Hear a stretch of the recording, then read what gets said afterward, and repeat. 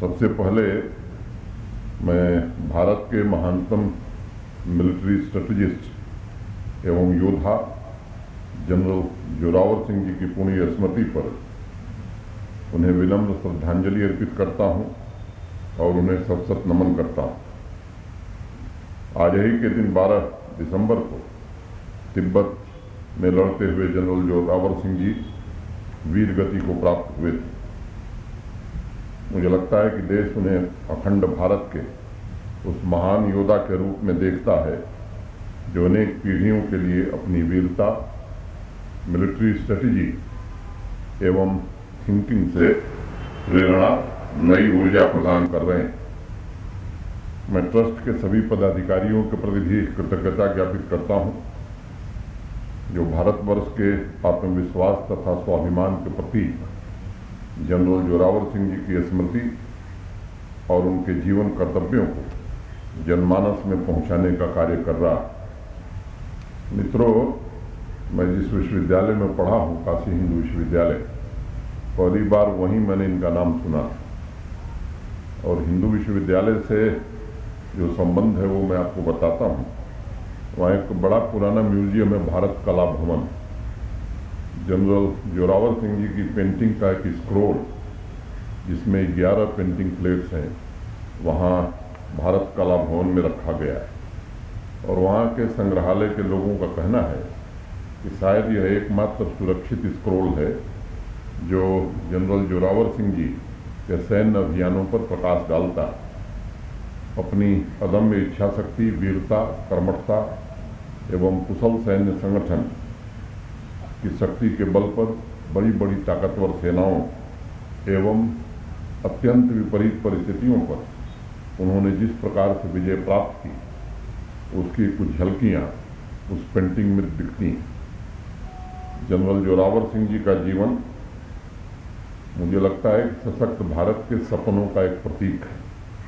महाराजा गुलाब सिंह जी के नेतृत्व में डोगरा साम्राज्य के विस्तार और अखंड भारत के सिंहनाद को रणक्षेत्र में मूर्त रूप देने में जनरल जोरावर सिंह जी का अप्रतिम योगदान रहा।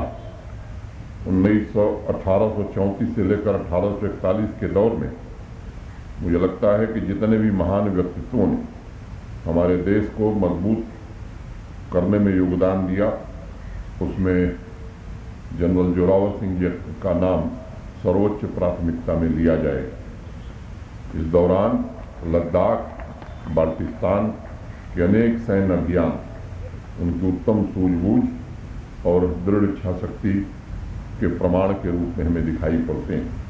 मैं उन्हें शौर्य, अनुशासन और कर्तव्य परायणता का प्रतिबिंब मानता हूं, जिन्होंने दुनिया के सामने ये प्रमाणित किया कि वीरों के लिए कुछ भी असंभव नहीं होता और मां भारती की श्रद्धा में अनंत संभावनाएं भी निहित हैं। आज आज़ादी का अमृत कालखंड पूरा देश मना रहा है। इस अमृत कालखंड में आज़ादी की लड़ाई, हमारी आज़ादी के मूल्यों तथा राष्ट्र निर्माण में योगदान देने वाली महान विभूतियों का पूरा राष्ट्र आज स्मरण कर रहा। मैं समझता हूँ इस अमृत काल में जनरल जोरावर सिंह जी जैसे महान व्यक्तित्वों के कार्यों और जीवन मूल्यों के बारे में नागरिकों और विशेष रूप से युवा पीढ़ी को अधिक से अधिक जानने की आवश्यकता है, बताए जाने की आवश्यकता है। सभी नागरिकों को उस शक्ति का संदेश याद रखना और समझना होगा जिसका आधुनिक भारत के निर्माण में भी महत्वपूर्ण योगदान होगा। इसलिए मैं मानता हूं कि आज भारतवर्ष की एकता, अखंडता की रक्षा करना सभी नागरिकों का भी दायित्व है, उनका धर्म भी, और इसी कर्तव्य का पालन करके जनरल जोरावर सिंह जी को सच्ची श्रद्धांजलि दी जा सकती है। कोई भी समाज या राष्ट्र जो अपने बहादुर पूर्वजों को भूल जाता है, मैं समझता हूँ वो रास्ते से भटक जाता है। आज़ादी मिलने के पश्चात भी जम्मू कश्मीर में क्या कुछ होता रहा है मुझे बताने की आज आवश्यकता नहीं, लेकिन ये एक ऐसा दिवस है जिस दिन हम सब संकल्प ले सकते हैं कि जैसा जम्मू कश्मीर जनरल जोरावर सिंह बनाना चाहते थे, जिस जम्मू कश्मीर के लिए उन्होंने कुर्बानी दी, उस जम्मू कश्मीर में अब निर्दोष नागरिकों के खून सड़क पर न गिरे, इस इंतजाम में हमारे सेना के जवान, हमारे बहादुर फोर्स के लोग लगे हैं। मुझे लगता है कि जो सामान्य नागरिक का कर्तव्य, हमें भी उसी तरह उनके साथ खड़े होकर के इस अभियान में शामिल होना चाहिए। इतनी ही बात करता हुआ फिर से मैं अपनी विनम्र श्रद्धांजलि देते हुए और ईश्वर से प्रार्थना करते हुए कि उनकी वीरता, उनके समर्पण का भाव जम्मू कश्मीर के नागरिकों में भी पुनर्निर्मित हो सके। बहुत बहुत धन्यवाद। नमस्कार।